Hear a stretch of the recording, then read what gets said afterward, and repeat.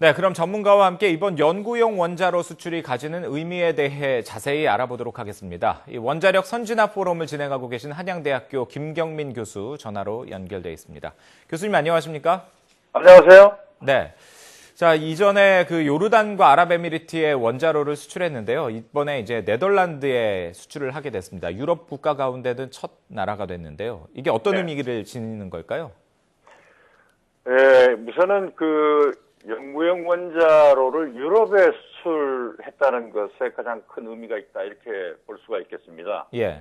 왜냐면은 불란서를 비롯해서 독일, 이런 나라들이 연구용 원자로에 대한 기술이 세계적 수준에 올라 있는 나라거든요. 그런데 그 나라들의 컨소시엄을 제치고 우리나라가 네덜란드의 연구용 원자로 기술을 수출하게 됐다는 것은 어떻게 보면 유럽에서는 이 원전 기술만큼은 독보적이다, 그러한 시장에 한국이 진출하게 된 것이 우리나라 원자력 기술이 세계적으로 특히 유럽 시장에서 인정받았다는 것이 가장 큰 환영할 만한 그런 일이 아닌가, 이런 생각을 합니다.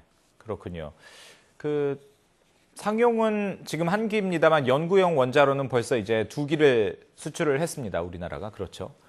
그것도 이제 치열한 경쟁을 뚫고 이뤄낸 성과라고 하던데 이 원자로를 수출하는 게 상당히 어려운 일입니까? 네, 그렇죠.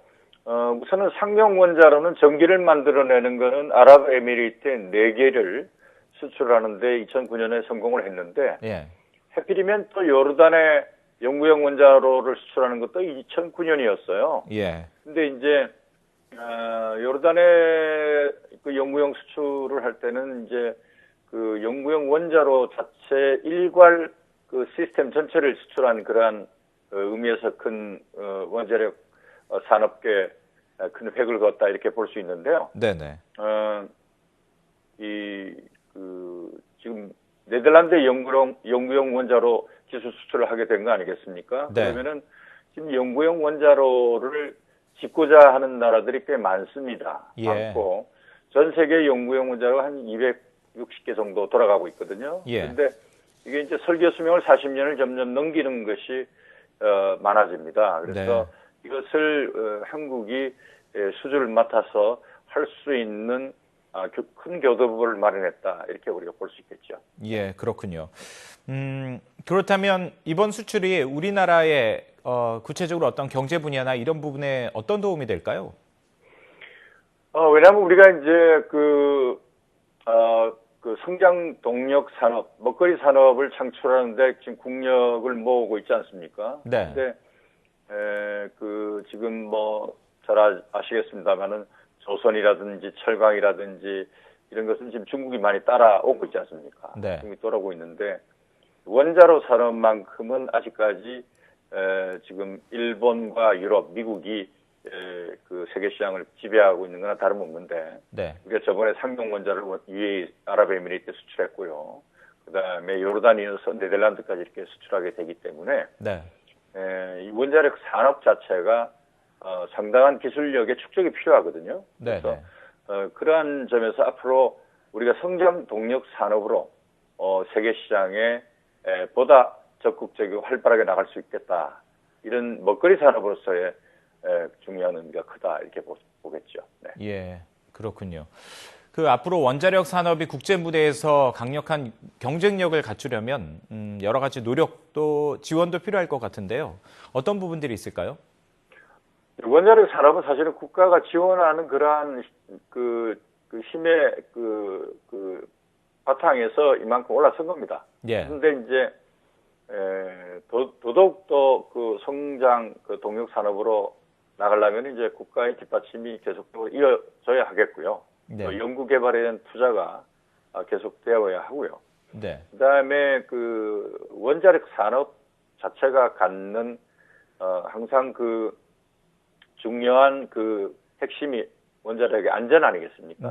원자력의 안전의 가동, 그리고 투명성, 이런 것들이 한국 내에서 보장이 될 때, 한국 내에서 확인이 될 때 세계 시장으로 나가는데 큰 그 신뢰감을 국제사회로부터 받으면서 나갈 수 있다. 네.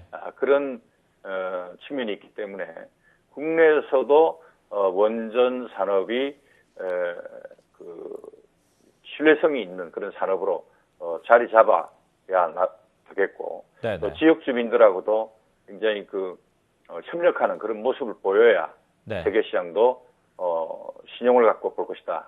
그렇게 네. 생각하고 있습니다. 지금 이제 언급해 주신 것 가운데 특히 이제 두 번째 그 원자력 발전소의 안전 문제는 사실 오래전부터 특히 또 최근에 이제 더더욱 대두되고 있는 그런 문제인데요. 네. 그렇다면 이 부분에 있어서 좀 더 이 부분에 신경을 쓰기 위해서는 어떤 점들이 좀 갖춰져야 된다고 생각하십니까? 우선은 뭐 원자력에 그 종사하는 분들도 모두 그 안전 문제에 대해서는 큰 관심과 그 절대적 중요성을 생각을 하고 있겠지만요. 네. 그때는 그 원자력에 관한 그 이런저런 비리의 문제라든가 이런 것이 없어야 되겠고요. 네. 그다음에는 그 원자력은 그 사고가 언제든지 날 수 있는 적으나마 사고가 날 수 있는 가능성이 있기 때문에 첫째도 안전, 둘째도 안전이라는 그런 생각을 가지고 네. 우리가 그 원자로의 가동, 그다음 개발 이런 분야에 특별히 정신 차리고 임해야 된다 이런 생각을 합니다. 예, 알겠습니다. 지금까지 원자력 선진화 포럼을 이끌고 있는 한양대학교 김경민 교수와 함께 이야기 나눠봤습니다. 고맙습니다. 네, 감사합니다.